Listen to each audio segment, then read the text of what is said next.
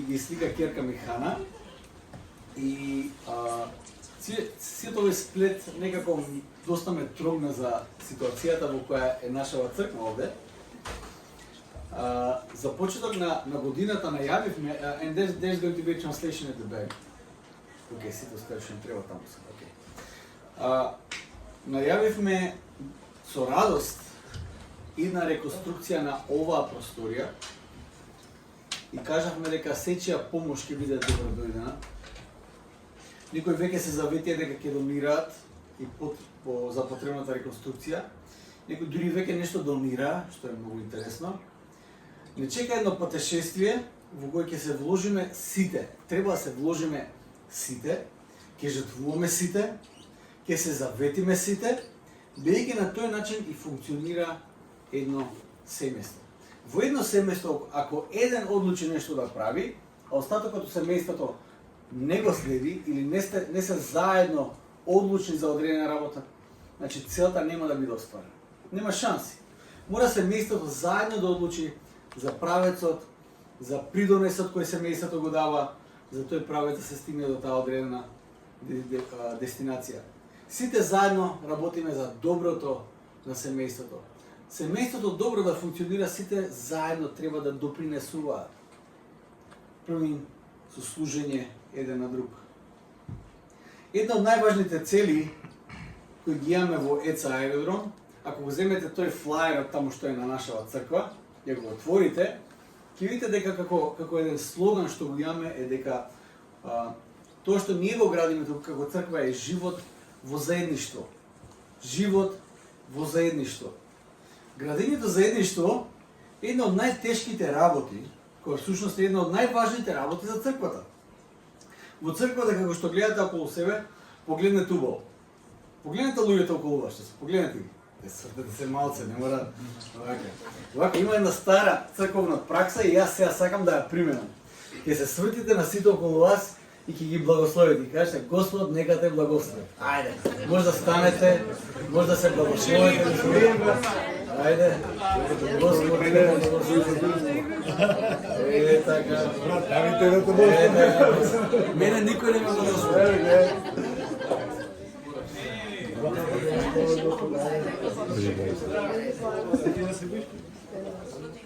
Прекрасно. Прекрасно. И од тоа што гледате, ќе видите, кога ќе станете, кога ќе се видите, ќе видите дека околу нас, околу вас, нас не има секакви. Буквално не има секакви.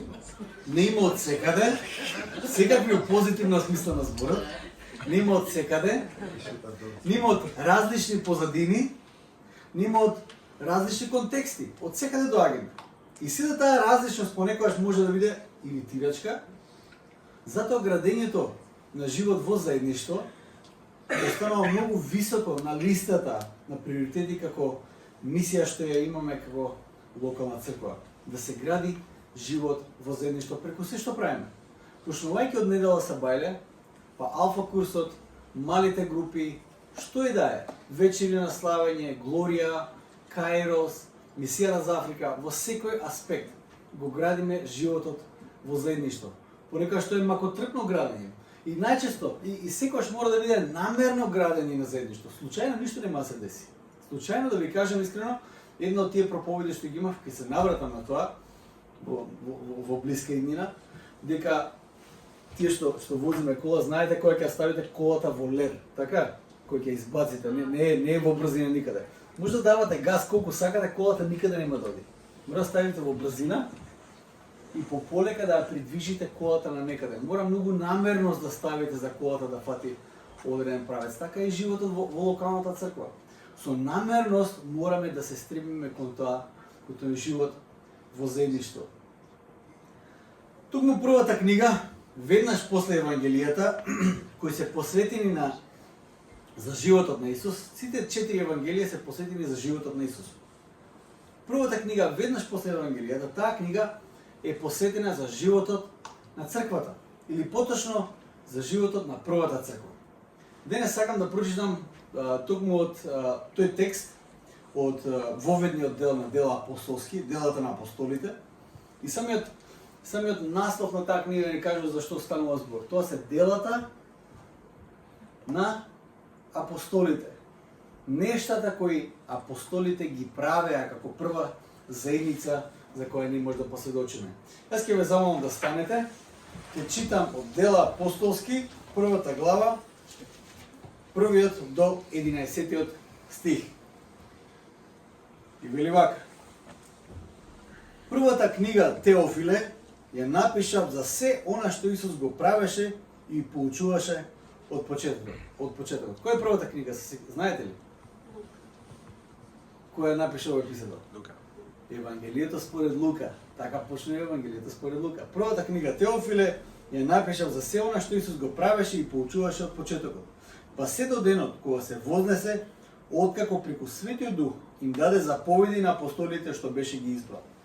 Ним, по своето страдање, им се представи жив, со многу верни докази, јавувајќи им се 40 дни и зборувајќи им за Царството Божјо. Еднаш кога ги собра, тој им заповеда: не оддалечувајте се од Ерусалим, туку чекајте го ветувањето од Отецот, што сте го слушале од мене. Јован крштајваше со вода, а вие не помногу дни од денес ќе бидете крстени со Светиот Дух. А тие кои беа собрани го прашаа велики: во ова време ли ти ќе го воспоставиш, Господи, царството Израелево? А и тој им одговори: не е ваше да ги знаете времињата или часот што Отецот ги поставил во своја власт. Но ќе примите сила од Светиот Дух, кој ќе слезе на вас и ќе ми бидете сведоци во Ерусалим и во цела Јудеја и во Самарија и се до крајот на земјата. И што му го рече тоа, додека тие го гледаа, тој се подигна и облак го подзеде од пред очите нивни. И како што гледаа кон небото, додека тој се вознесуваше, одеднаш пред нив застанаа двајца мажи во бела облека. И рекоа: луѓе галилејци, што стоите и гледате кон небото? Овој Исус, кој од вас се вознесе на небото, ќе дојде пак на истиот начин како што го видовте да оди на небото. Амин. Амин.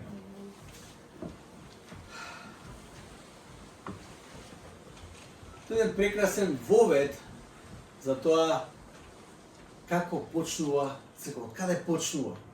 Тој е прекрасен вовед на целата книга. Ако ја читате Дела апостолски, ќе видите дека овие 11 стиха се како еден синопсис за она што допрова евангелистот Лука ќе го пишува. Темата за оваа недела е основите на црквата. Кои се тие основи на црквата во кои ние веруваме? Кои се тие темели на црквата кои стојат, кои нас не одржуваат како црква, кои ни помагаат да продолжиме понатаму? Суштински работи од кои ние не можеме да се оддалечиме. Но пред да зборувам за тоа што е црквата, јас би сакал да видиме што црквата не е. Прво тоа прашање да го одговориме. Што не е црквата? Прва работа, црквата не е просторијата или зградата. Ова просторија многу ни значи, толку ни значи што сакаме да ја прошириме, многу ни значи. Се молиме за тоа, еве, ве потикнувам секоја недела, ве потсетувам да се молите за таа работа и не само се молите, туку сите да земе некако учество. Ќе има конкретни детали на кој начин ќе може да учествуваме. Но црквата не е просторијата или зградата. Како што ќе ја уредуваме црквената просторија, мораме да разбереме дека било која зграда или просторија е само физички простор каде вистинската црква треба да се собере. Во првите 300 години од постоењето на црквата не можеме да најдеме многу изградени цркви, затоа што црквата функционирала на начин на кој добро разбирала дека луѓето, а не просторијата е црквата. Во првите 300 години нема изградено многу цркви. Има повеќе причини за тоа, затоа што црквата била прогонувана. Да се изгради црква и сите христијани се соберат од црквата, едноставно на тој што ги прогонува им ја олеснуваше работа. Наместо да ве брка, да ве најде, да ве убие, вие се собирате на едно место. Тоа е проблем. Но тоа е една од причините. Другата причина е што црквата функционирала во контекст на мали групи, на кухни групи. И затоа кога апостол Павле ја поздравува црквата во Рим, тој ја поздравува црквата во куќата на тие луѓе, во куќата на тие луѓе. Црквата функционира на еден таков начин. Значи црквата не е просторија или зграда, туку црквата се луѓето. Втора работа. Црквата не е клуб на светци. Тоа е исто многу важна работа. Црквата не е место каде ќе се соберат луѓето кои се некаков еквивалент на пауните во светот, за да си ги покажеме своите перија колку се раскошни. Значи не доаѓаме ние за таа работа тука. Црквата не ни е тесна затоа што нашиот опаш е расширен и сега секој се кити колку е убав. Луѓето не се собрани во црквата за да има некој надпревар кој е посвет и подобар. Некој кажал црквата не е клуб на светци, туку е болница за грешници. Тоа значи дека нашата вера и заедништво, служење и предаденост не зависат од духовната зрелост на луѓето во црквата, бидејќи на тој начин друго ќе се разочараме. Ако ние припаѓаме во црквата затоа што луѓето тука се добри, верувајте ми, нема да помине ни една недела, ќе се разочарате. Причината да бидете дел од црква, ако се луѓето, имате проблем. Мораме да разбереме дека кај Исус постојано ќе доаѓаат луѓе кои се скршени во секој аспект и ќе бидат привлечени од неговата љубов. И затоа црквата е место кое не е клуб за светци, туку е болница за грешници. Од друга страна, црквата, тоа што не е, црквата не е болница или хуманитарна организација. Црквата не е болница или хуманитарна организација. Секи си каже, па добро, само што каже дека е болница за грешници. Дама не е болница и не е хуманитарна организација. И ако кажа дека црквата е болница за грешници, сепак црквата не е такво место. Не е болница или место каде доаѓаш и само црпиш и си одиш дома. Ако имаш такво разбирање за црквата, имаш погрешно разбирање за црквата. Црквата не е место каде што ти само доаѓаш, црпиш и си одиш. Јадеш и си одиш. Зимаш, грабаш и си одиш. Не си разбрал што е црква. Имаше во времето на Исус имаше многу луѓе кои дојдоа, кои бараа исцеление од него, посебно со тие 10 лепрозни што беа. Беа 10 лепрозни, Исус ги исцели сите, но колку дојдоа да му кажат фала на Исус? Се сеќавате ли? Еден дојде. Од секогаш ќе имало луѓе кои ќе дојдат, ќе се наједат, ќе се наситат и ќе си отидат и нема да кажат фала. Но црквата не е такво место. Како резултат на Божјата љубов која се манифестира од неговите следбеници, сите ние, црквата и помага, и црквата и лечи. Но тоа не е примарната улога на црквата. Црквата како примарна улога има нешто друго. И за тоа сакам сега да зборуваме. Кои се основите на црквата? Што треба да очекуваме, што треба да разбираме кога ќе пристапиме на црквата?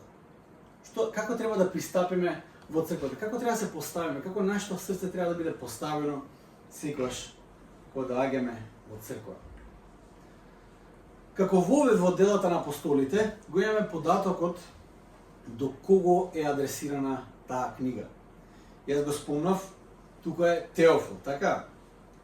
Теофил. Сега во црквената историја има една дебата дали Теофил е некој човек, до кој Лука го пишува Евангелието според Лука и дела апостолски, драг Теофиле, или Теофил во буквален превод значи боголюб, оној кој го љуби Бога.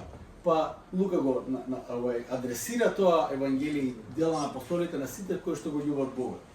Јас мислам дека постоел тој Теофил и како човек, но самата символика на неговото име ја адресира оваа книга до секој од вас кој го љубите Бога и кои сакате да ги спознаете неговите дела и неговите планови. Вели вака: првата книга, драг Теофиле, ја напишав за се она што Исус го правеше и поучуваше од почетокот па се до денот кога се вознесе, откако преку Светиот Дух им даде заповеди на апостолите што беше ги избрал. Јас сакам за црквата сега кога ќе зборам да зборам за три аспекти од фундаментите на црквата. Три аспекти: откровение, метаноја и послание. Три аспекти на основите на црквата кои можеме да ги видиме на самиот почеток, дека се како камени темелници на тоа што е црквата. Откровение, метаноја и послание. Да почнеме од третиот стих. Вели вака: тука е тука е, да кажеме, едно мало сумаризирање на тоа што Исус подасно го предава на апостолите и тие што го прават преку црквата. Ние по своето страдање им се представи жив, со многу верни докази, и увајки им се 40 дни, изборувајки им за што? За Царството Божјо. 3 стих. Им се јавуваше, им зборуваше за Царството Божјо. Првата работа е откровение. Откровението, Божјиот збор, проповедањето за Царството Божјо. Доколку некој од нас би можел да ги сними проповедите на Исус, кој ги проповедал после воскресението, таму 40 денови Исус се јавува на сите, и 40 денови им зборува и проповеда цело време. Кого и да се видат. Ако ги сними сите проповеди некој, над 90% темата на проповедите ќе биде за Божјото царство. Тој им го објавува Божјото царство. Божјото откровение може да се сретне во повеќе аспекти и се појавува на неколку начини низ библискиот текст. Во продолжението на историјата на црквата, откровението се среќава на повеќе начини и најчесто преку повеќето начини ние откриваме дали некој откровение е од Бог или не. Користиме повеќе начини да видиме дали нештата кои се кажани или кои се презентирани како откровение, ги проверуваме преку повеќе аспекти дали се од Бог или не се од Бог. Господ ни оставил повеќе алатки да видиме дали нешто е од Него или нешто не е од Него. Прва работа која може да се види во откровение, како откровение, е пророчкиот збор. Исполнување на пророштвата од Стариот Завет во секој чекор од мисијата, од самото раѓање и доаѓањето на Месијата, до почетокот на црквата, па и после во рамките на црквата, откако се родила црквата, пророчкиот збор има важна улога. Од самиот почеток, ако читате Евангелијата, ќе видите дека од време на време евангелистите ќе цитираат нешто од Стариот Завет, како исполнување, како подкрепа на тоа Божјо откровение кое се случува во моментот. Марија останала трудна, но таа нема маж. Како ќе знаеме дека тој е од Бог? Тие што го читале Стариот Завет, веќе знаат кој пророштво се исполнува. Сите аспекти од Христовиот живот биле пророкувани. Некој бил педантен и избрал дека Исус исполнува повеќе од 300 пророштва во својот живот. Пророчкиот збор е еден важен дел од Божјото откровение. Пророчкиот збор кој доаѓа преку проповедање, или преку молитва, или преку песна, или преку псалми. Пророчкиот збор доаѓа на многу начини, но е важен дел од Божјото откровение. Исус исто така има пророчки зборови за своите апостоли. Се сеќавате на моментот кога апостол Петар разговара со Исус во еден од последните разговори кои ги има. И кога Исус му кажува: "Дали ме љубиш?" И Петар вика: "Да, те љубам." И Исус на некој начин заклучува и пророкува на кој начин Петар ќе умре. Вика, кога беше млад, се облекуваше како сакаш и одеше кај сакаш. Но кога ќе остариш, луѓе ќе те однесат таму каде што не сакаш. И Јован има една референца таму пишува и со тоа најави со каква смрт ќе го прослави него. Исус имаше пророштва. Пророчкиот глас, пророчкиот збор е важен аспект од Божјото откровение. Втора работа од Божјото откровение е богојавлението, теофанијата. Сега на 19 јануари, според црквениот календар, се слави или се сеќаваме на богојавлението. Што значи тоа? Тој е денот кога Исус Христос е крстен и е моментот кога од небото Таткото со глас го потврдува синовството на Исус Христос. Тоа е богојавление. Таму Бог се јавува како Бог Татко, како Бог Син и во гулабот кој се спушта врз Исус, како Бог Свети Дух. Тројството се објавува, богојавление. Истото можеме да го видиме и на гората на преобразување, каде што Исус е таму со Илија и со Мојсе разговара и таму одеднаш од црниот облак Таткото изјавува: "Ова е мојот возлюбен син во кого е мојата милина." Исто така во Јован 12 глава 28 стих, каде глас од небото го потврди тоа што Исус го зборуваше дека ќе го прослави Божјото име. Во контекст на црквата Бог продолжува да се објавува себе си, но и своите планови и намери преку соништа и преку виденија. Бог и денес ги користи истите начини на објава. Тоа уште е еден аспект на Божјата објава преку богојавление, преку таа теофанија, преку сите тие визии кои Господ ги користи за да комуницира со црквата. Трета работа на Божјата објава се знаците, чудесата за кои читаме во Новиот Завет и исцеленијата. Чудата се само како потврда за оно што Бог го прави. Чудата сами по себе не се целта, да се разбереме.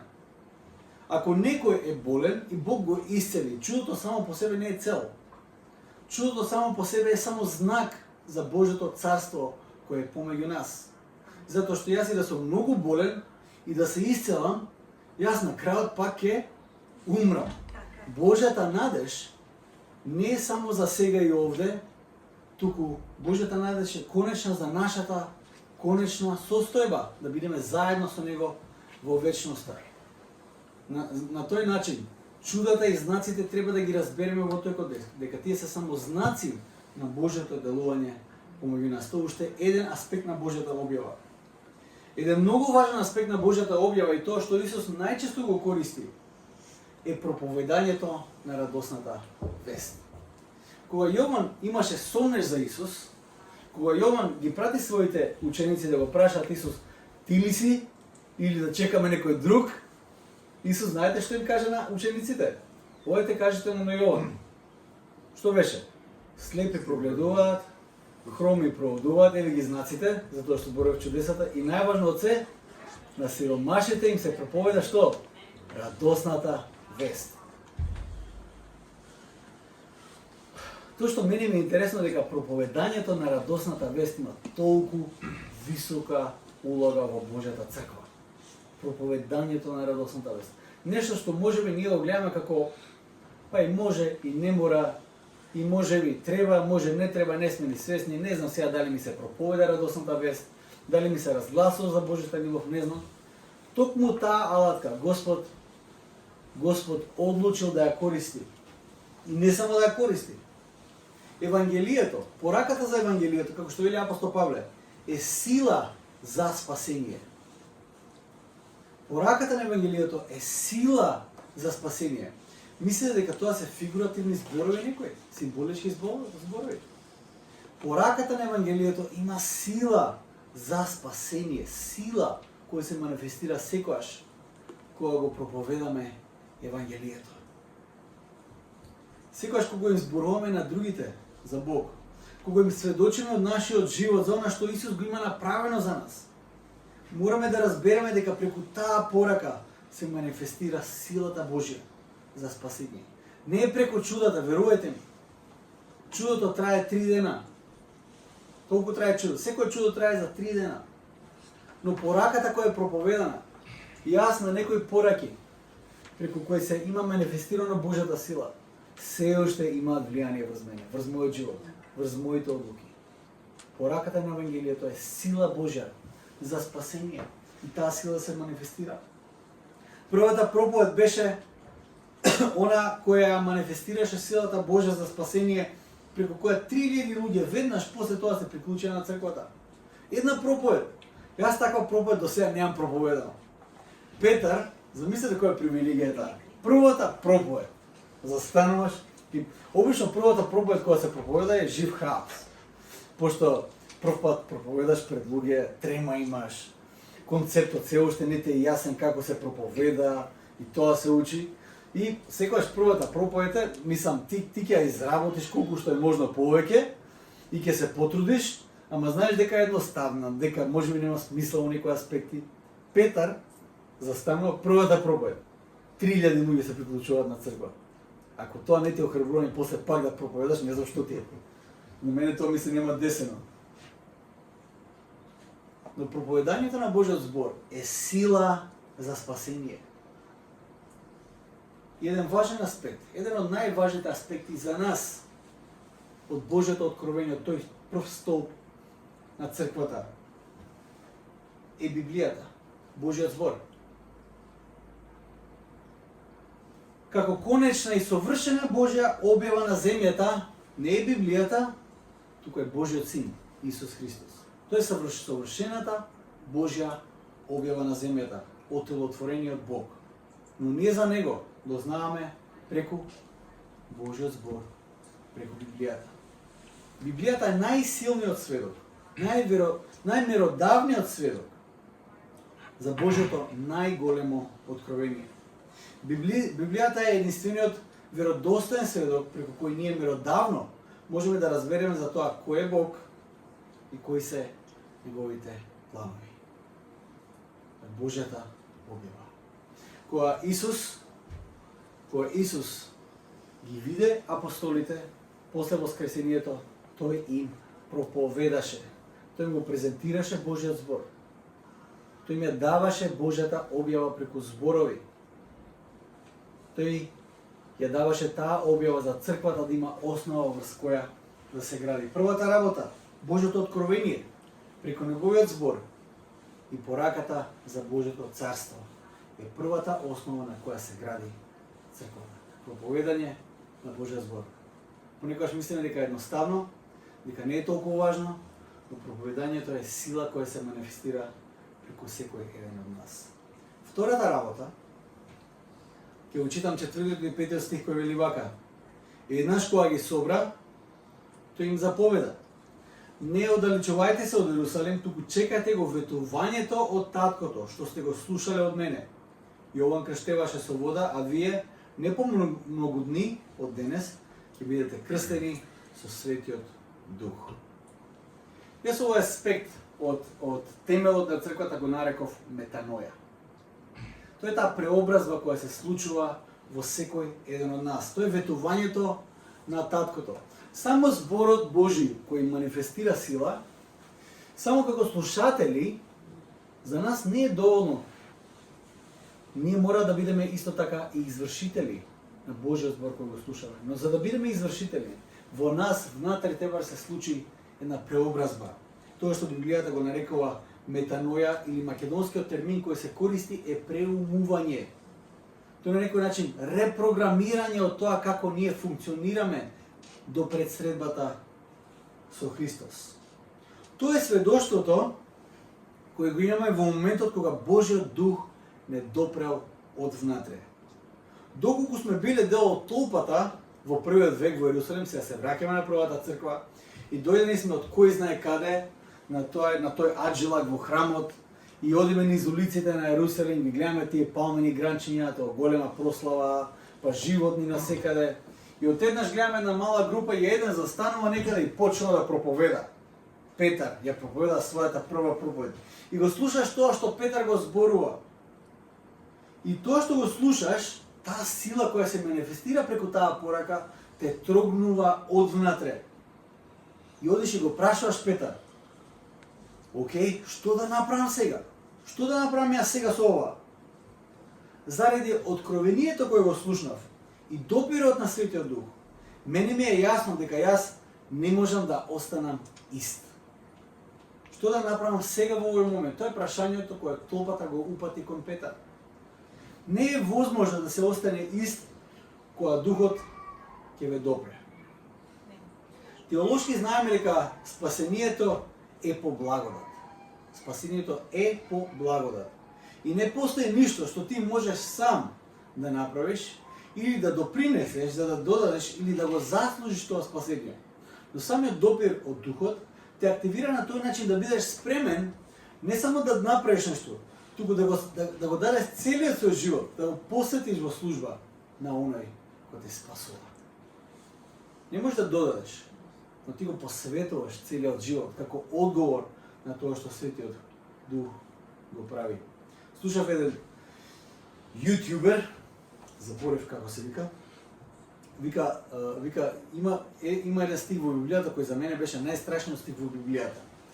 Знаете, има еден момент каде што се вика, многу ќе дојдат и ќе кажат: Исус, бе, во Твое име ние исцелувавме, ние изгонувавме демони, овона. Исус им кажува: бегајте, не ве познавам.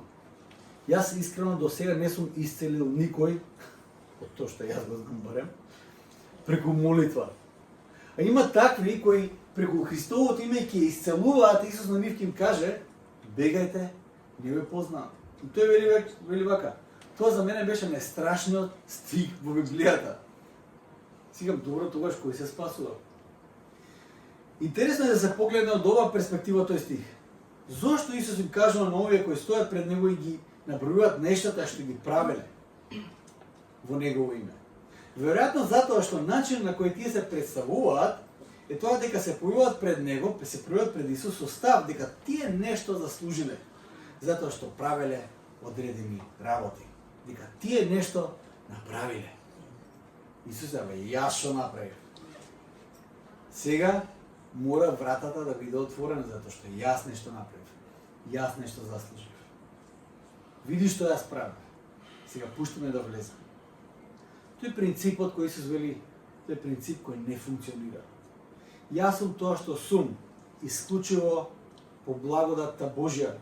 И единствено заради тоа што Исус веќе го има направено за мене. Не постои нешто што јас ќе направам или дела кои се доволно добри, со кои јас ќе треба да се покажам пред Исус. Делото кое тој го направи е доволно и тоа оно за кое Духот сведочи. Тоа онаа дело преку кое јас доживувам метаноја или преумување. Тоа дело оно преку кое мене ми е овозможено она што ние го нарекуваме наново раѓање, раѓање од озгора, небесно раѓање, раѓање од еден друг калибар. Метаноја, што значи метаноја? Тоа е библиски збор кој значи свртување 180 степени. Ако сме одале навака, преумување или метаноја, јас го менувам правецот и сега одам во друга насока. Метаноја е процес во кој ти разбираш дека си грешен. Прво го разбираш тоа дека си грешен. Духот кога те го пресведочува, како што вели Исус во Евангелието според Јован, а кога ќе дојде Духот, тој ќе донесе опресведочување за гревот. За гревот. Духот те опресведочува дека ти не си доволно добар.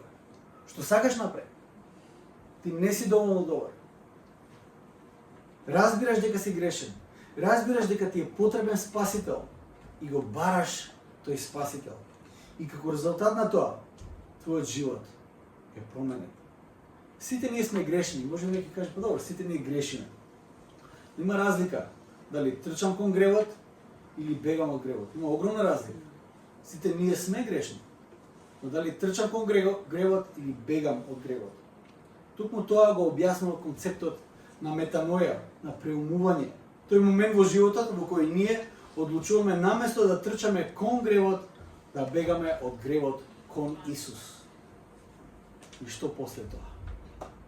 Кога се случува таа метаноја, кога ја слушаме радосната вест, која е сила за спасение, го чувствуваме допирот од Светиот Дух внатре длабоко во нас.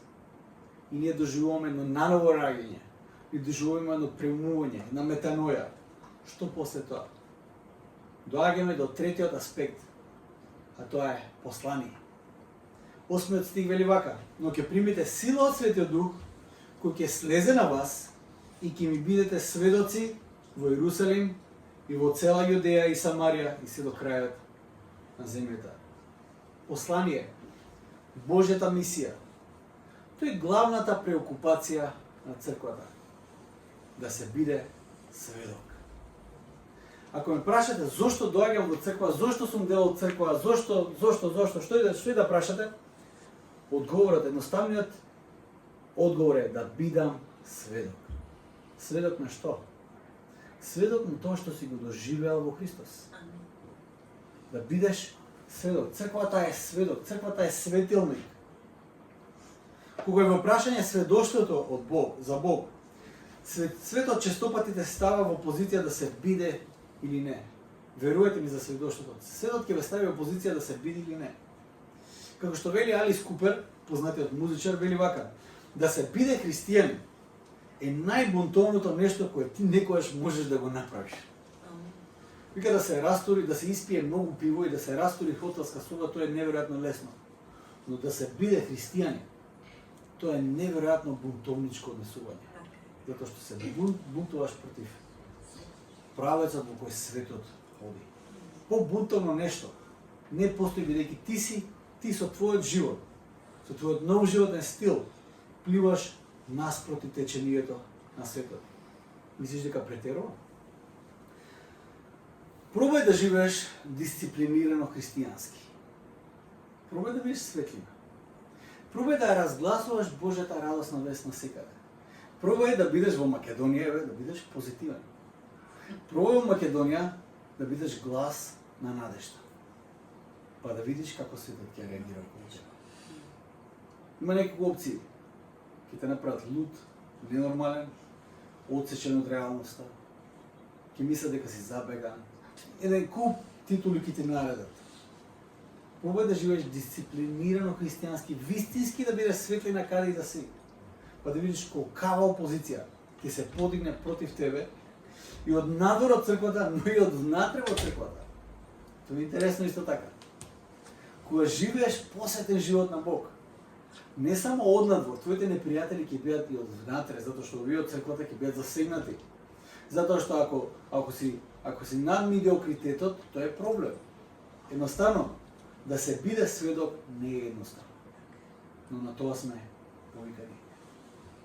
Светиот Дух.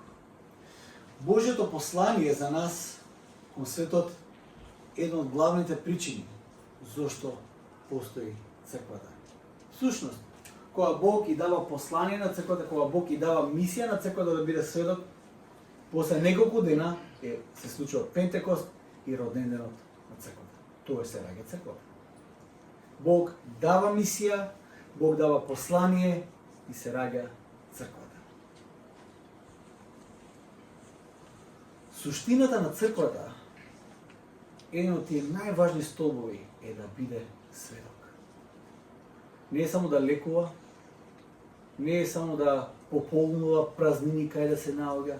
Тоа е како една нус појава на црквата. Тоа е во ред, тоа ќе се случи како и да е, како резултат на христијанскиот карактер, да се љуби ближниот како самиот себе си. Но суштината, повикот на црквата, ова што е во основата на црквата, е да се биде сведок. Сведок за Божјото дело во тебе и околу тебе. Проповедањето на добрата вест за благодатта Божја, првен преку зборови, но подкрепено преку својот личен живот, кој се реализира во пошироката заедница на Бог во локалната црква, е најважната причина зошто постои црквата. Значи, проповедањето на Божјата добра вест, првен преку зборови, подкрепено со твојот живот, кој се реализира, твојот живот мора некаде да се развива прво лично, подоцна во контекстот на локалната црква и причината зошто постои црквата, да бидеш сведок на таква заедница. Кој би бил заклучокот на денешната проповед? Црквата е заедница во која Божјото откровение преку проповедањето на неговиот збор за Царството Божјо не преобразува преку работата на Светиот Дух и не свртува од живот кон трчање кон гревот во живот посветен за Божјата мисија на земјата преку тоа што стануваме живи сведоци за делото на Исус во оваа земја. Амин. Како црква имам неколку прашања за секој ден од нас поединечно. Дали го објавувам Божјото откровение преку проповедање на Божјата порака и преку сведоштвото во мојот живот? Што рефлектира нашиот живот? Што рефлектираат нашите разговори, секојдневни разговори? Не зборам тоа кога ќе се ставиш во некој мод на сведоштво. Зборам во секојдневните непромислени разговори. Дали во нашите непромислени, неиспланирани разговори излегува сведоштвото за Бог? Каква е нашата природа? Дали дозволувам Божјата сила за спасение да се манифестира преку мојот живот? Дали мојот живот е доволно сведоштво сам по себе за луѓето да кажат: "Вау, нешто се случува во неговиот живот"? Што е тоа? Може ми смета, ама нешто се случува. Друго прашање: дали во мојот живот е јасно дека јас преку се што правам и се што сум доживеал метаноја, сум доживеал преумување, сум дел од таа преобразба на умот која Бог ја прави во мене? Дали луѓето може да видат разлика во тебе пред да го запознаеш Господ Исус и сега. И ги кажат, абе, Михаил си е Михаил од секогаш, таков си има. Тоа е тоа. Нема никаква разлика. Во денешно време, во светот, модерно се каже, јас сум таков и таков сум бил и таков ќе останам, тоа сум јас. Или модерната порака на проповедање на модерната култура и филозофија е биди свој. Кој зборува за промена? Промената е оствари лошата порака, тоест промената е лоша во денешната филозофија. Но дали има метаноја, преумување, промена, преобраза во твоето ум, откако си го сретнал Господ Исус Христос во твојот живот? Дали има промена? Дали мојот живот сведочи за таа промена од внатре? Дали, со други зборови, дали глумам христијанин или навистина Христос расте во мене, а јас се смалувам? Тој да расте, а јас да се смалувам. Еден пример кој Јован Крстител ни го остави. Тој да расте, јас да се смалувам. Дали мојот живот е сведок за Божјото дело и мисија на земјата? Дали со радост гледам на секоја прилика да споделам што е тоа што Бог го прави во мојот живот и во животот на мојата локална црква? Дали со радост пристапувам на секој разговор, дека можеби ќе се отвори прилика луѓето да имаат прашање, за обично тоа прашање доаѓа порано или подоцна за Бог, за верата, за животот. Тие се прашања од прв ред. Малку време ако поминува со некои луѓе, тие прашања ќе се појават. Дали со нетрпение и со радост ги очекуваме тие прашања, да посведочиме за тоа што е тоа што Бог го направил во твојот живот? Што е тоа што Светиот Дух го прави преку тебе секојдневно? Таа преобразба која тој ја работи во тебе. Дали може би терет тоа? Дали не е радост? Но голема работа е да бидеме искрени и вистинити со себе, да си признаеме. Се надам дека секој од вас со нетрпение ги очекува тие разговори. Со радост очекуваме да споделиме за тоа што е тоа што Господ Исус Христос го направил за тебе, лично за тебе во твојот живот, лично за мене во мојот живот. Да посведочам на луѓето кој е Бог, која е неговата мисија, кои се неговите планови за овој свет, која е неговата милост, која е неговата сила за преобразување, за нештата кои може би јас не сум имал сила. Господ искажал благодат, Господ искажал милост. Кои се основите на црквата? Откровение, метаноја и послание. Тука црквата почнува. Веќе наредната недела ќе зборуваме за некои од тие аспекти, за основите на црквата. Што значи да се биде новозаветна заедница Божја на земјата? Да видиме како тоа се отсликува внатре во нас. Што значи да се биде црквата? Ајде се молиме за крај. Татко наш небесен, ти благодариме Господи за тоа што и во примерот на првата црква си оставил Боже мој не само информации, туку и сила, зборови за спасение Боже мој. Си оставил сведоштво, верен сведок за Твоето дело помеѓу нив, Господи. Боже мој, ти благодариме за тоа што и ден денешен ти на еден ист начин, со иста сила действуваш во нас и преку нас, Господи. Татко ме сега се молам за секој еден кој седи овде и кој може би размислува. Може би, Господи, никој од нив не поминале тој процес на метаноја, на тоа преумување, на таа средба со Тебе, на тоа наново раѓање. Јас, Господи, сега те молам, Свети Душе, допри ги, засегни ги од внатре, да луѓето, Господи Боже ме, при средбата со Тебе, Боже ме, бидат засегнати и го постават прашањето кои првата црква го постави на апостол Петар: што да направам? Што да направам за да имам живот вечен? Што да направам за да бидам дел од тоа заедништво со Тебе? Што да направам за да бидам дел од црквата, вистински дел од црквата? И за да те молам, Господи, действувај. Господи, објави се на тој силен начин. Действувај во секој од нас посебно, Боже мој. Може би, јас се молам, Господи, за тие кои може би залутале. Тие, Господи, те доживеале, но залутале, Господи. Боже мој, затоа што животот знае биде тежок, Господи. Јас те молам, Господи, врати ги кон Тебе. Врати ги во Твојот дом. врати ги во Твојата преградка, Господи Боже мој, нека уживаат во заедништвото со Тебе, Господи. Јас те молам за оваа црква да биде вистински сведок за Твојата спасителна сила, Боже мој. Нека луѓето кои ќе дојдат до допир со нас, до било кој од нас, Господи, нека ја почувствуваат таа сила на спасение преку пораката на добрата вест за Тебе, Исусе Христе.